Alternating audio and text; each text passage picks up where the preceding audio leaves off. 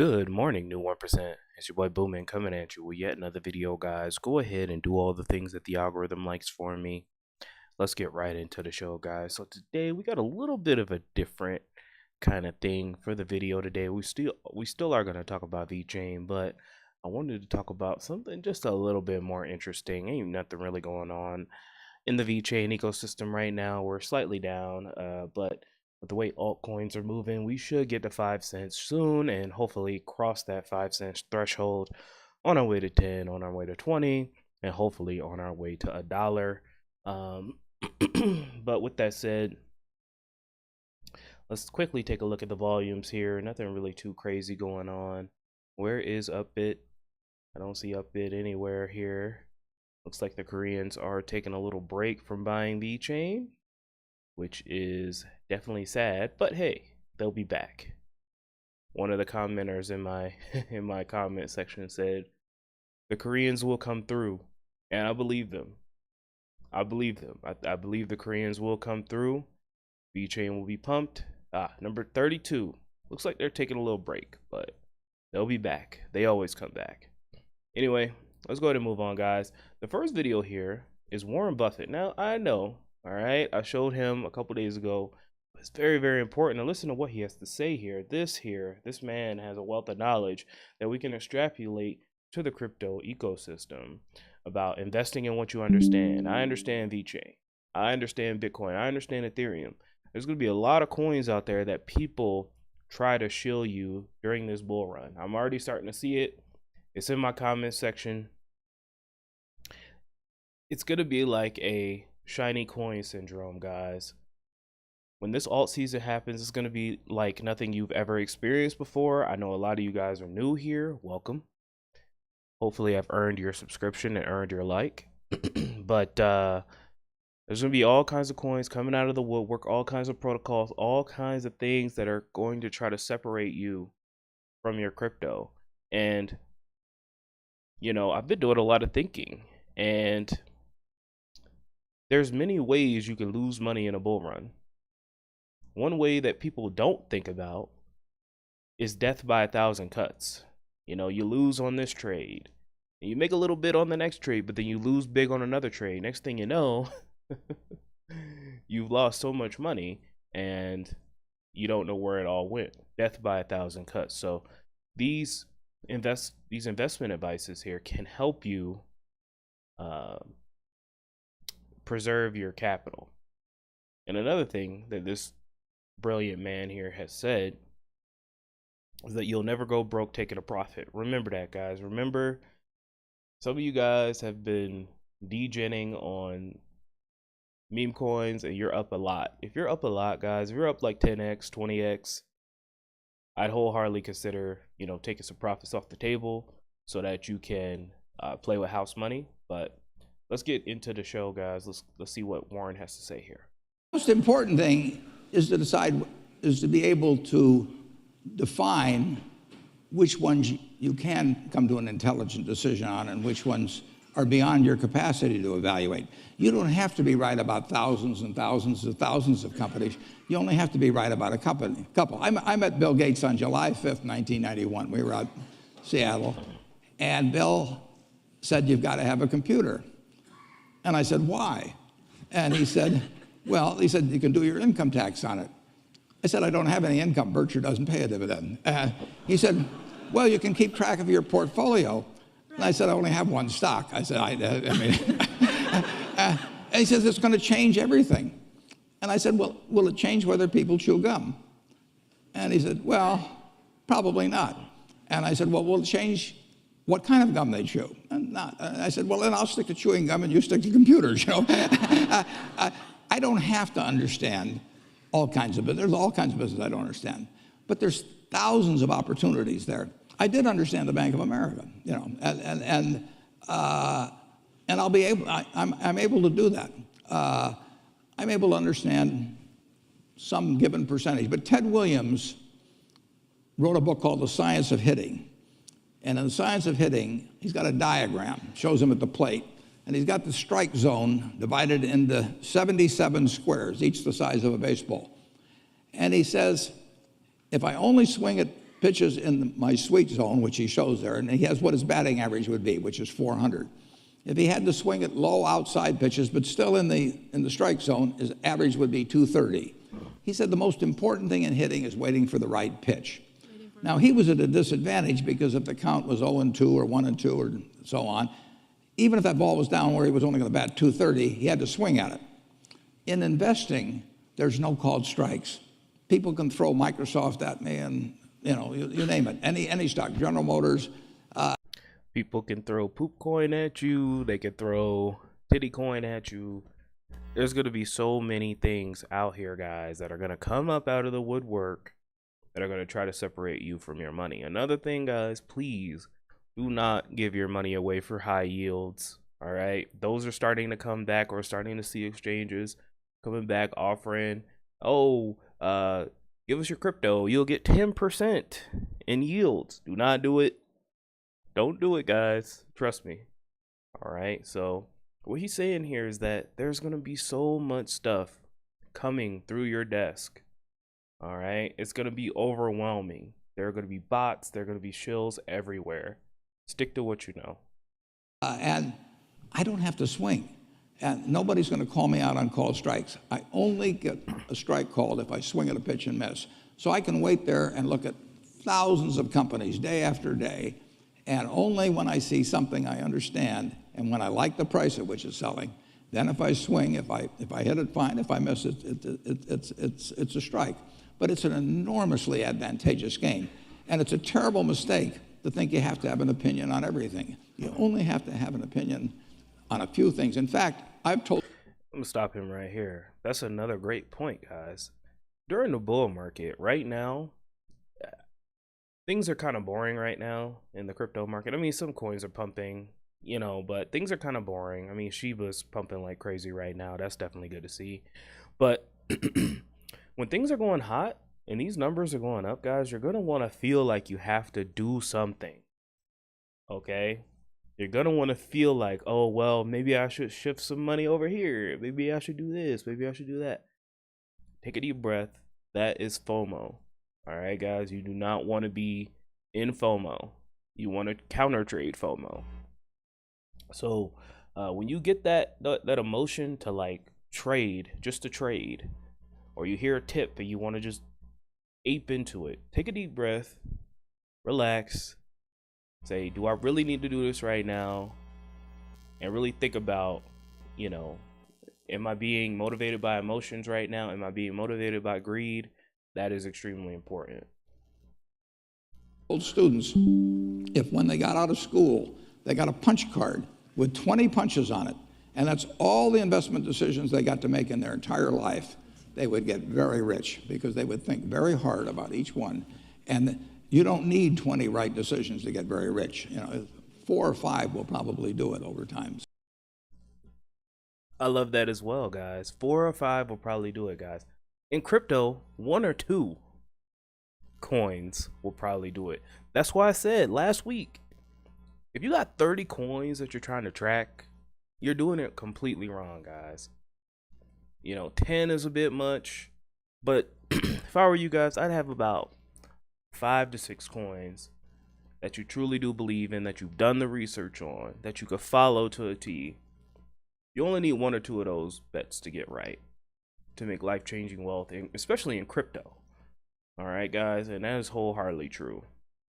So I don't worry too much about the things I don't understand. If you understand some of these businesses that are coming along and can spot things on, if you can spot on Amazon, for example, I mean, it's a tremendous accomplishment what Jeff Bezos has done.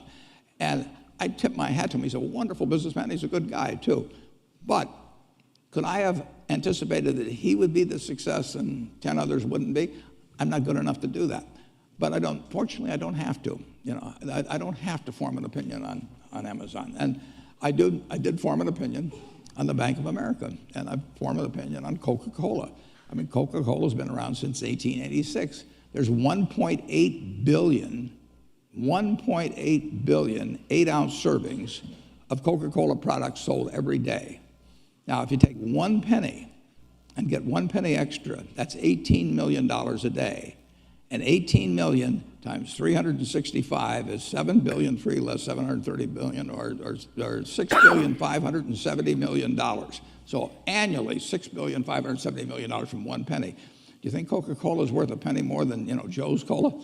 I think so. So, and I've got about 127 years of history that would indicate it. So those are the kind of decisions I like to make. And you may have an entirely different field of expertise than I would have, and probably much more up to date in terms of the kind of businesses that we're seeing evolve. And you can get very rich if you just understand a few of them and understand their future. And this is why I say, guys, we are in sort of a golden age of knowledge here, guys. We're on the precipice of something great. This is still an emerging market that is so misunderstood. This crypto stuff. I mean, guys, if you ask 10 people randomly on the street right now, I mean, I'm sure 10 people would know what Bitcoin is, but ask them what an XRP is. Ask them what a Cardano is. Ask 10 people, do you know what VeChain is? Have you ever heard of it? And I bet 9 of them will say no. I have no idea what a VeChain is. I don't know what an Algorand is. I don't know what a Filecoin is. So we are still so early in this, guys, that there's so much value to be extracted and to be made. I'm going to get into a rant, and I don't want to get into a rant. Let's get on with the show. I'll be here for an hour yapping. You know what? Why not? Why not? It's Sunday. My Jets suck. So, not really excited about that game. So, I might as well talk about something I'm excited about, and that's crypto. So, I'm going to go on a little rant. If you're still with me here, shout out to you. You guys are the real OGs. So, guys, we're still so young. I mean, this market is still less than $5 trillion. Some estimates and some experts are saying that we could get to $10 trillion at the end of this cycle. I mean, we just hit $1 trillion a few years ago. This is absolutely insane, guys. And we're still on the ground floor. Crypto's only been around for what? 12 years, 13 years now? Less than 15 years? Guys, the stock market's been around for 600 years. Maybe 400, 500 years. We're still so young. We're still so early. Imagine where crypto's going to be when we're old and crusty. Guys, we could be a part of the new rich, the new 1%. That's why I say good morning, new 1%, because we're in it. We are literally in it with enough time to grow our capital, with enough time to actually mature. Crypto's not going anywhere. We're going to be here for a long haul, guys. I think that crypto's here to stay. It's a $3 trillion market, almost $4 trillion market. It's not going nowhere. So what Warren Buffett actually said is actually even more true now. Okay? There's going to be so many coins being shilled at you day after day after day. Stick to what you understand. And, with a little bit of the money here, it's good to chase a little bit of a fad every now and again. But you don't want that to be your entire crypto strategy, to just chase trends and fads. Have the VeChain in your crypto portfolio. Have the Cardano. Have the Bitcoin. Have the Ethereum. Okay, as your staples. And then branch out to other things.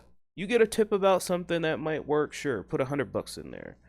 But you're going to start to hear, and you're going to start to see, as this bull run continues to go and continues to grow, you're going to start to see more and more people take more and more risk. We're already starting to see that right now with the Solana pump.fun stuff.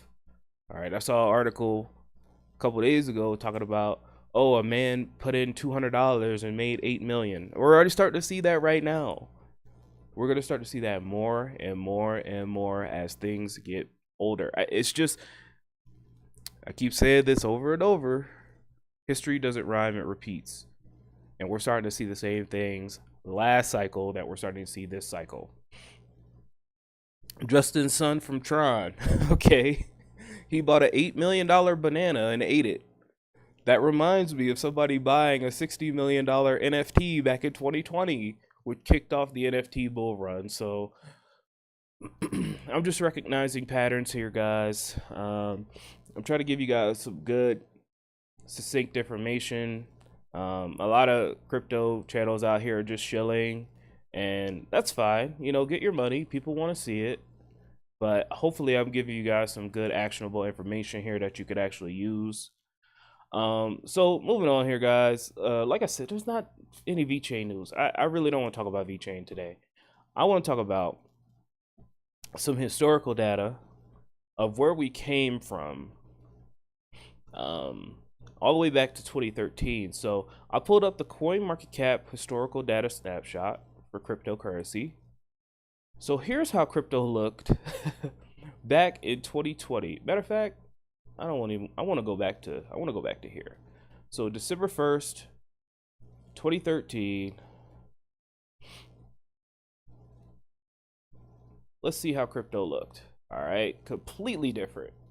Completely different. So we got Bitcoin, Litecoin was number 2, XRP, Purecoin, Namecoin. A lot of these coins, guys, actually most of these coins don't exist anymore from 2013. Okay, literally only 2 of them exist right now.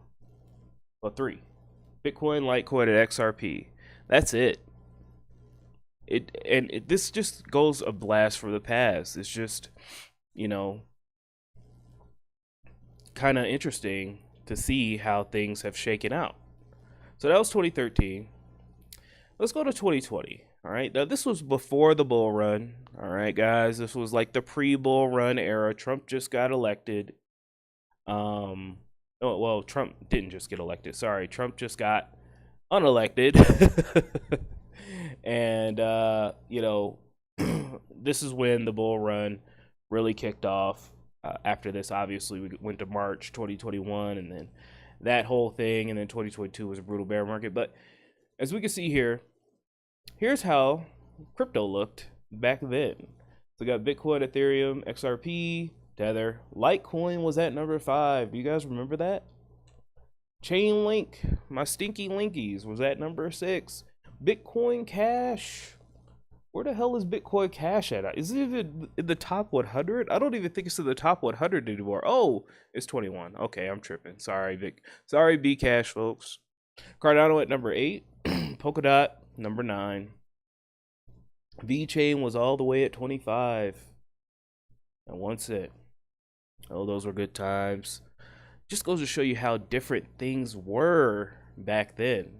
We look at the top 10 now. Some of these coins didn't exist before. Lido staked Ether. Shiba Inu was nowhere to be found. Where's Shiba Inu at? That was 2020.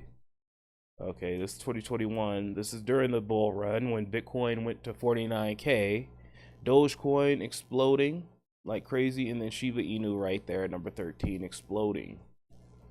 Okay, Crypto.com coin. I love it.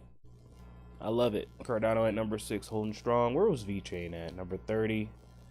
Going up to 8 cents. Loved it.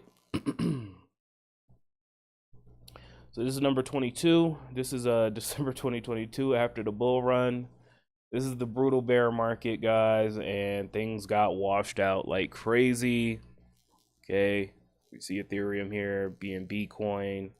Jeez, Bitcoin went from 60K down to 17. Oh man, people were crying. Oh man, another thing too. On the Reddit, the suicide hotline was posted everywhere. I don't mean to laugh at that, but that's just the highs. The highs are so high and the lows can be so low in crypto.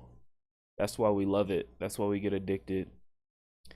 So yeah, I just wanted to show that, guys. You know, a little blast from the past. Here's 2023. Here's the top 10. Looking completely different than what it is now. Crazy. All right, guys. Well, I talked to your ear off for 20 minutes. Like I said, nothing too much going on in the VeChain ecosystem today. I just like to sometimes go to the past and try to formulate something that could happen in the future. Obviously, you know, it exactly repeat the same way, but it definitely is good to see,